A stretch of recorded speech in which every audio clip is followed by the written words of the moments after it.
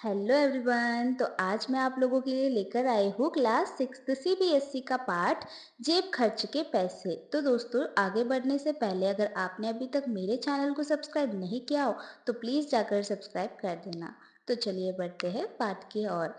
2 साल पहले ही नन्हे मई की माँ ने एक कारखाना यानी फैक्ट्री में काम पर जाना आरंभ किया था।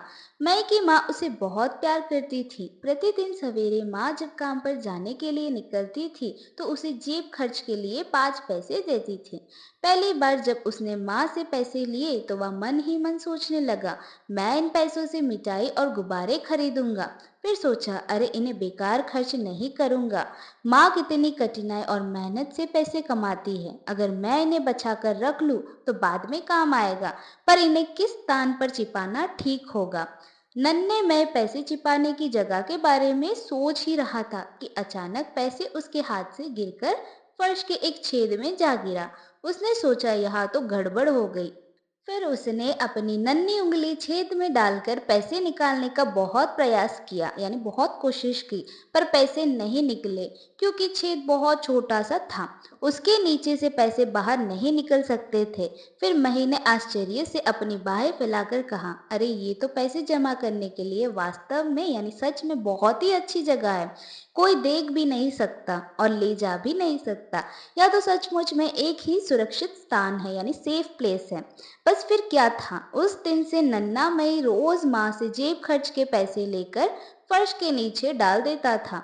इसी प्रकार पलक झपकते ही 2 वर्ष बीत गए। एक दिन मशीन में काम करते समय माँ के हाथ में चोट लग गई। चोट बहुत गहरी थी। मई की माँ काम पर नहीं जा पाई और उन्होंने 1 महीने घर पर आराम किया। अब नन्हे मई को जेब खर्च भी मिलना बंद हो गया था। कुछ दिन बाद माँ फिर से काम पर जाने लगी। एक दिन नन्हा मई अकेला फर्श के ऊपर बैठकर 2 साल पहले की घटनाएं यानी इंसिडेंट के बारे में सोच रहा था। सोचते सोचते स्वयं ही मुस्कुराने लगा। कुछ दिनों में फर्श के नीचे से सारे पैसे निकाल लूंगा और माँ के लिए कपड़े खरीदूंगा। नए नए कपड़े देखकर माँ कितनी खुश होंगी। और नन्हा मैं अभी यह सोच ही रहा था कि माँ काम से वापस लौट आई है। वह भागता हुआ गया और उसने माँ को पुकारा, पर माँ ने कुछ नहीं कहा। ऐसा लगता था जैसे शायद माँ आज बहुत चिंतित और दुखी थी और बोलना भी नहीं चाहती थी। नन्हे मैंने सोचा कि माँ शायद फिर से बीमार पड़ गई है। कुछ ही देर से बाहर से किसी ने दरवाजा खटखटाया। जैसे ही दरवाजा खुला तो एक आदमी ने घर में प्रवेश किया और उसने ऊंचे स्वर में माँ से बोला, तुम मुझसे 25 रुपए उधार लिए थे, क्या लौटाने नहीं है? श्रीमान जी, मुझे क्षमा कर दीजिए, मैं पिछले महीने काम पर नहीं जा पाई, परंतु अब मैंने काम पर जाना शुरू कर दिया है। अब मैं आपके रुपए शीघ्र ही यानी जल्द ही लौटा दूंगी। क्या आप कुछ दिन और प्रतीक्षा नहीं कर सकते?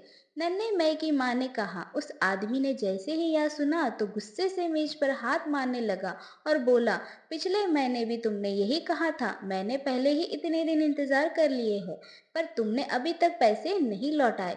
यदि तुम आज भी मेरे रुपए नहीं लौटाओगी तो मैं तुम्हें जेल में डलवा दूंगा।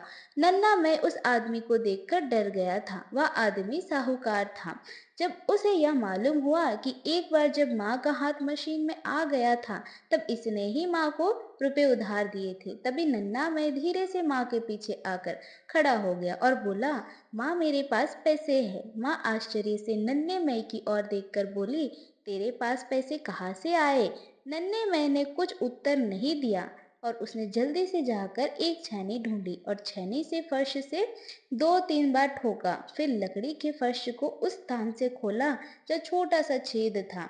फिर उसने नीचे हाथ डालकर हाथ भरकर पैसे निकाले और बोला, माँ देखो, मेरे पास बहुत सारे पैसे हैं। और माँ ने देखा कि वह सचमुच पैसे ही थे, पर उनमें जंग लग चुका था।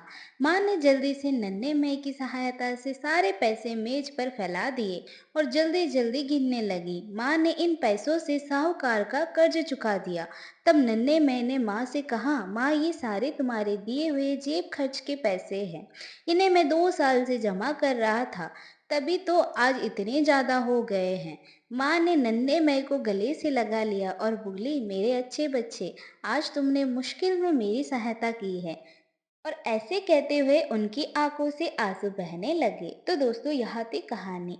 आपको कैसी लगी मुझे कमेंट सेक्शन में ज़रूर बताना। तो दोस्तों मिलते हैं अगली वाली वीडियो में, तब तक के लिए खुश रहे, स्वस्थ रहे और यूं ही हंसते रहे।